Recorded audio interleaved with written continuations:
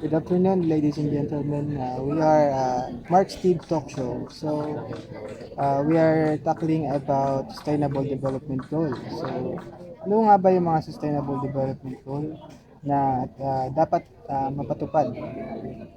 So, or mapatupad or ma-achieve. So, may mga guest tayo dito na nagmula pa sa iba't ibang lugar. So, unahin natin si Doc Ridge. So, mukhang familiar siya doon sa Sustainable Development Goal na yun. So, Ridge, ano ba yung 17 Sustainable Development Goal? Di ba yung Sustainable Development ko 17, di ba? So, try ko banggitin yung lahat. Simulan ko na agad sa no poverty. Next, zero hunger. Next, good health and well-being. 4, quality education. 5, gender equality. 6, clean water and sanitation. 7, affordable and clean energy. 8, medyo nalilimutan ko na pero try ko na lang tingnan sa cellphone ko. So, mukhang nakakalimutan na ni Doc Ridge ang mga natakal nila nung college. Ito nahanap ko na. Ito yung pang 8, decent work and economic growth. 9 is industry, innovation, and infrastructure. 10, reduce inequalities. 11, sustainable cities and communities. 12, responsible consumption and production. 13, climate action. 14, life below water. 15, life on land. 16, peace, justice, and strong institution. And last, 17, which is partnership for the goals. Yun yung 17 DSG na kailangan matupad by 2013 and sinimulan yun noong 2015. So, ayun. Galing ni Doc Ridge, no? So, palakpakan natin siya. So, ayon sa nakikita nyo, mukhang matalino ang ating mga dito. Ito naman about sa first SDG, Sustainable Development Goal. So, tanongin natin si Engineer Mark, ano bang masasabi niya about sa poverty? So, Engineer Mark, familiar ka ba dun sa poverty? Ano ba yung naging tingin mo yung mga naalala mo pa noon na about sa poverty? Ayon sa United Nations, ayon sa United Nations na ang layunin nila na magkaroon ng zero poverty about sa zero poverty about sa iba't ibang parte ng mundo na kung saan magtutulungan ang bawat bansa para mapagtagumpayan or ma-achieve ito. And sa zero hunger naman, ang bawat bansa at bawat pinuno ng mga bansa na ito is bibigyan nila ng tulong pinansyal yung kanilang mga nasasakupan para magkaroon or ma-achieve ang no hunger or zero hunger. So, ayun, napakagaling ni Engineer Rich. Engineer Day. So, we'll talk about, tingin nyo, possible ba na maging zero poverty dito sa Pilipinas? At tingin nyo, ano ba yung mga dahilan bakit naghihirap yung bansa ng Pilipinas or not here in Philippines but also in other countries? So, tanongin natin si Engineer Mark. So, ano ba yung masasabi mo about sa poverty dito sa Pilipinas? Tingin mo achievable ba ito na mawala yung mga poverty na yan? In a sense, achievable naman siya. Pero kung pagpapatuloy ang korupsyon sa Pilipinas, maaaring hindi siya ma-achieve within the said years na ma-attain siya sa 2030. Yun na nga, familiar tayo dun about sa SDG na yan. Ang sabi nila is by 2030, ma-achieve daw lahat ng goal na yan. So, tingin mo ba, ano yung naging epekto sa ating ng poverty?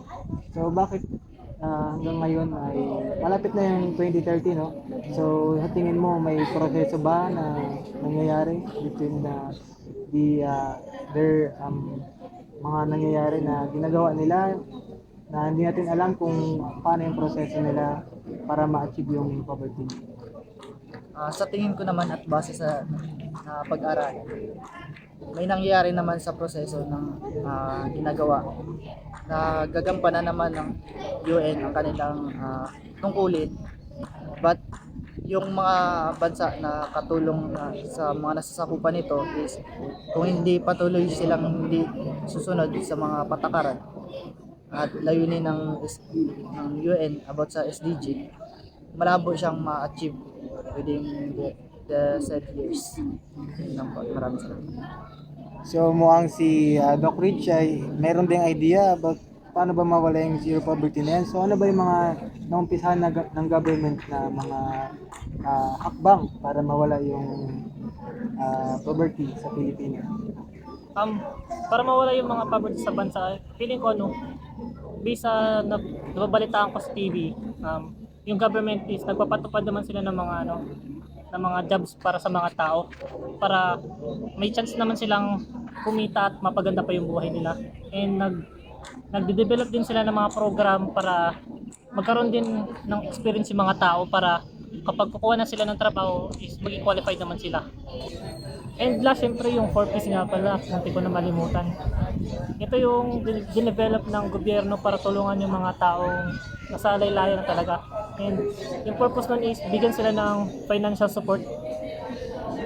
Nagbibigay sila ng 4K, pero nabalitaan ko ngayon parang ginawa nila, binigay na lang ng kalahati na lang, so 2,000 na lang. And yung the rest, binigay na lang as goods, kasi hindi naman lahat ng binibigyan is ng pera is ginagastos nila para sa sa mabuti. Kaya ginawang kalahati na lang. So ayun, galing ng si Doc Rich, no? Na sabi niya yung pinaka-meaning ng poverty at kung paano mawawala itong kahirapan sa bansang Pilipinas. Yun nga, dahil sa marami ang nagugutom at marami rin ang hindi nakakapag-aral at mga walang trabaho.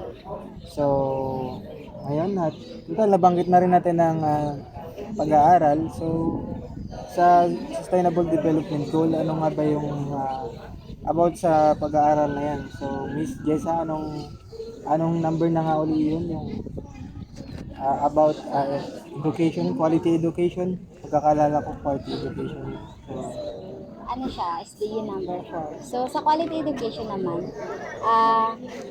dito parang ina-aim nila na lahat ng tao ay makapag-aral. So, because of poverty din kasi, mas inuuna rin sa ngayon yung makapagtrabaho sila, dahil nga kailangan nila ng food, inuuna nila yung needs nila compare doon sa makapag-aral sila. So, sa quality education naman dito sa atin sa Philippines, meron tayong free education. So, yung free tuition na yun, like dito sa atin sa Palawan, meron tayong free tuition. So, halos lahat naman nakaka-receive ng ganong program.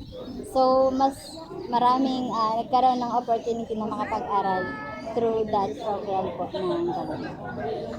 So ayun, so marami ang nakinabang sa tuition na nangyari, no? So dati nung nag-aaral ako, so isa rin ako sa mga estudyante na nakaranas nito, na wala ka nang babayaran, mag-aaral ka na lang. So nakadepende na lang sa'yo kung magbubulakbol ka ba. Di ba, Engineer Mark? Engineer Dave pala. So sorry. So, tingin ko si Engineer Dave naman ay nag-aral ng mabuti dahil siya ay nakapagtapos ng engineer. And maging ganun din si Doc Ridge. So yung free tuition na yun, sabi nga ni Miss Jess, yung free tuition, mas pinipili ng iba na, syempre, noon, wala pang free tuition, mas pinipili nilang magtrabaho, inuuna nila yung mga needs nila at mga kailangang gastusin or mga pagkain para sa pamilya. So, tingin ko, maski ako, uunahin ko rin ang pamilya. Pero, syempre, mas mahalaga yung nakapagtapos ka ng pag-aaral. So, ayun. So, free tuition, So, ayun sa nabanggit ni Miss Jess, nagkaroon ng, ayon sa Sustainable Development Goal, ay merong tinatawag na quality education. So, sa tingin mo ba, Miss Jess, achievable ba itong bagay na ito? Or tingin mo ano yung mga magiging epekto nito sa mga mamamayan? So, tingin mo ba is magiging maganda ba ito pag na-achieve na or magiging Ah, of course, unang-una, magiging maganda yung effort nito sa atin. Kasi nagkaroon tayo na nakapagtapos tayo ng pag-aaral, meron tayong degree, mas madali tayo makapaghanap ng trabaho. Ma-achieve hindi tayo mahirapan or mas ma-achieve natin din na walang poverty dito sa atin sa bansa natin. Kasi through education, nagagawa natin mas magiging better dahil nga mas maraming opportunity na mapupuntahan natin kasi nga dito sa Pilipinas unang-una meron tayong requirements na kailangan ka pa nag-apply ka ng trabaho. Meron kang 4 years degree para makapag-apply ka or ma-achieve mo yung high na rank when it comes working. So, yun. So, nasagot niya naman yung aking mga katanungan. So, yun na nga, nagkaroon ng mga magandang opportunity at marami ang nakapagtapos dahil sa quality education na yan. So, tingin ko this question is for Mr. Dave. So, ikaw ba ay naka-experience ng free tuition na yan na tinatawag nila? So, sa tingin mo ba? Wala pa naman 2030, di ba? Ayon sa wala pa siya 2030. So, ito na yung isa sa mga hakbang na nangyayari. Nagkaroon na free tuition. So, tatanungin natin si Mr. Dave kung isa ba siya sa naka-experience nito? Naka-experience ako ng free tuition. Napakalaking tulong ng free tuition na yan, lalo higit sa akin at sa aking pamilya kasi laki ako sa hirap. Nakaranas ako ng habang nag-aaral, nagtatrabaho, and kung i-sum up natin lahat ng gagastusin sa kolehiyo, napakalaking kabawasan sa pamilya kasi kung iisipin mo na lang is yung pangkain ng pamilya mo, kung may bayad yung tuition ngayon is ibabayad mo pa sa school, ano na lang ba mapakain mo sa pamilya mo. Kaya napakalaking bagay at napakalaking tulong ng free tuition sa mga estudyante na katulad ko na nakapagtapos na rin. So, ayun. Nasagot nga ni Mr. Dave yung mga aking katanungan. So, dito tayo sa issue na ang Palawan ay isa sa pinakamalinis na province, no? So, meron din dun sa Sustainable Development Goal na what is it again nga, Mr. Ridge? This is the 3R, reduce, reuse, and recycling, no? So, anong part na ngayon maging what do we call this? It is the responsible consumption and production. Doon papasok yung 3 Rs. Yun, so medyo nakakalimutan ko na kasi medyo 40 years ago na rin nung huli ako nag-aral, no? So, yun, base sa makikita mo dito sa Palawan, so, unti-unti namang na-achieve yung pagiging resourceful ng mga tao, imbis na itapon, nire-recycle pa nila yung mga bagay-bagay.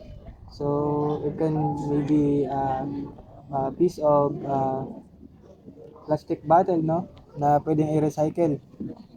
So, sabi sa Sustainable Development Goal, ma-achieve na yun in 2030. So, sa tingin mo ba achievable itong itong goal na ito? Achievable naman siya, pero yung problema doon is hindi lalagpas na siya sa 2030. Kaya siya lalagpas kasi patuloy pa rin tayong gumagawa ng mga plastic and patuloy pa rin tayong gumagamit ng plastic. Pero hindi na rin siya ganun kalayo kasi nag-start na rin naman gawin ng mga kunyari fast food. Hindi na sila masyado gumagamit ng mga plastics like straws. Gumagamit na lang sa paper na lang, no? Tapos yung mga pagtingin sa pagtapon naman ng mga basura is nagre-recycle na tayo, hiniwalay na natin yung mga pwedeng i-recycle sa hindi. So yung mga pwedeng i-recycle is minsan ginagawa ng upuan na dinodonate minsan sa school. Tapos yung mga hindi naman recyclable yung mga nabubulok is ginagawa naman silang fertilizer para naman sa mga pananim. So para mas marami na rin yun. So, yun.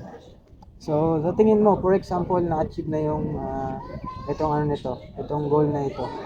So, sa tingin mo, malinis na lahat. Lahat malinis na yung paligid. So, may mga bansa na grabe linis na talaga. Ultimo, drainage nila, pwede kang uminom ng tubig. Wow. So, I think it's, anong bansa na ngayon? Japan nata yun. Sa Japan? Oh, yun, sa Japan. So, hindi ako masyadong familiar doon kasi never pa naman ako nakarating ng Japan. So, ano ba kung mangyayari man yun dito sa Pilipinas?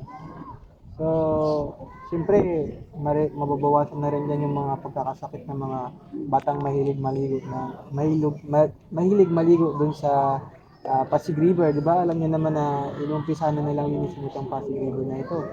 So, maybe in 2050 o 2040, before 2040 siguro malilinis na ito at magiging clear water na itong lugar na ito. So, patingin mo ba yung mga tao pag halimbawa malinis na yung paligid? So sa tingin mo may possible ba na may possible ba na magkalat pa sila uli at ano yung mga batas about yan pag nagkalat sila, you know? So ayun na nga, malinis na nga yung buong buong lungsod country na Pilipinas. So may possible kaya na bumalik tayo sa pagiging alam mo di ba dati ang Philippines ay isa sa kilalang bansa na malinis ngayon. So kung sakali lang na ma-achieve yung pagiging pagkakaroon ng yung mga tao kasi minsan kailangan mga sila na magaling, matalino yung mga Pinoy. So, imbis na itapon, di ba? Tulad ng nasabi mo, ginagawa pang upuan para i-donate sa mga estudyante. So, may possibility kaya na bumalik tayo sa dati nating gawain at maging madumi uli ang Philippines. Sa tingin ko posible pa rin pero mababa na lang kasi naranasan na natin yung lugar na malinis, di ba? Nakahinga tayo ng malinis. And kapag tumitingin tayo sa labas is napakaganda tignan. So, posible talaga na hindi na talaga tayo babalik doon. Kasi naramdaman na natin yung kagandahan ng malinis ang kapaligiran. And siguro, yung law na rin mag-i-implement na rin siguro sila sa mga mga nagtatapon. So, matatakot na rin yung tao na magtapon siguro. Kaya mas lalong hindi tayo babalik sa marami na yung lugar.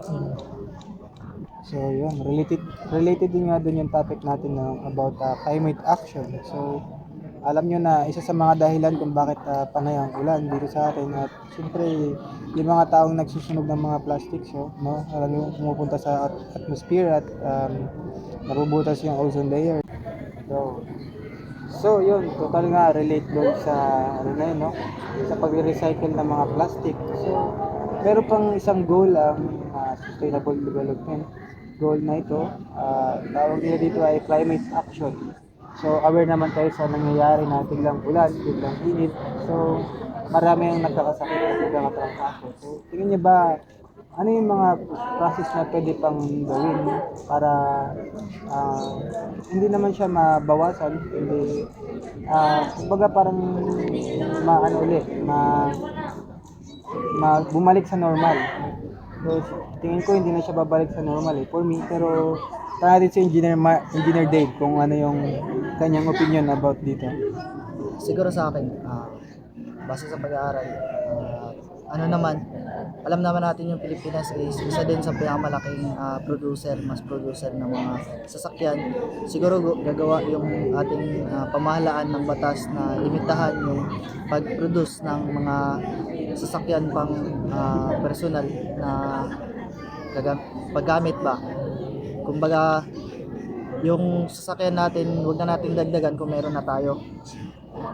Kung nakukuha niyo yung punto, kasi may mga maluluho na mayayaman na meron na silang motor or magagarang sasakyan, dadagdagan pa nila. Parang kumbaga, yung carbon emission ng napoproduce ng mga sasakyan natin is nakakontribute siya para sa pag-init lalo ng kapaligiran na naranasan natin about sa ating bansa.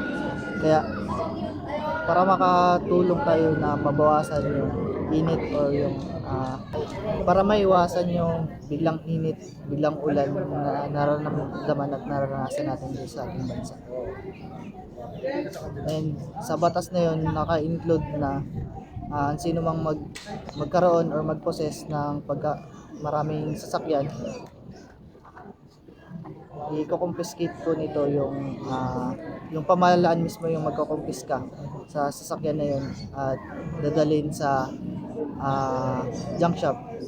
Yun yung pinaka-mainam na parusa na maranasan nila. So last time no, naging issue yun. Yung aware kayo dun sa yung mga bulok-bulok na na jeep, yung mga mauusok na jeep. So pinapatanggal yun sa highway no. So di bale, tingin ko may hakbang naman ng government about dyan. So kaya nga Sustainable Development Goal at hindi pa rin na-achieve hanggang sa ngayon. So sa tingin ko, alam ni Ridge kung ano pa yung ibang mga hakbang at ano pa ba yung mga sanhi ng pagkakaroon ng climate action o pagbago-bago ng klima sa ating bansa. Since nabanggit mo na rin kanina, 'di ba, yung yung pagsunog ng plastic. Since hindi lang yun yung isang rason kung bakit nasisira yung ozone layer natin. Yung isa rin na dahilan is yung pagputol at saka pagsunog ng kahoy. Yung parang gumagawa ng uling yun. Dapat may batas na rin yun para mapahinto, since isa rin yun sa mataas na dagdag sa pagsira ng ating ozone layer na nagdadahilan nagkaroon tayo ng climate change. And sana dapat na rin tigilan natin yung paggamit ng coal or cooling. Dapat gumamit na tayo ng mga renewable resources na pwedeng gamitin natin na panggawa ng kuryente, katulad ng sa solar power. Yung gumagawa tayo ng kuryente galing sa init ng araw. And yun yung isa sa mga renewable resources na pwede nating ipalit sa coal. So ayun. No, renewable resources. So ano nga ba ito? Pagkakalam ko pwede yung yung araw. So ano pa nga ba yung engineer day? So ano pa nga ba yung renewable resources sa tingin mo? Sa tingin ko pwede rin gamitin yung hangin at yung breeze nito. Lalo tigit maganda magtayo ng windmill sa tabi ng dagat, kung hindi man sa tabi ng dagat, sa taas ng bundok, at marami pang ibang pwedeng pagtayuan nito. And yung agos ng ilog, alam nyo, napakalakas ng current niya, no? Mayroong water flow na yung bawat current ng ilog ginagamit bilang electricity sa ibang munisipyo, kagaya ng Salangogan. So ayun, no, nabanggit nila yung mga isa sa mga sustainable development goals. So achievable naman itong mga ito, pero hindi natin alam kung hanggang kailan. So muli, this is Mark Steve Talk Show. And then dito na po magtatapos ang talk show natin.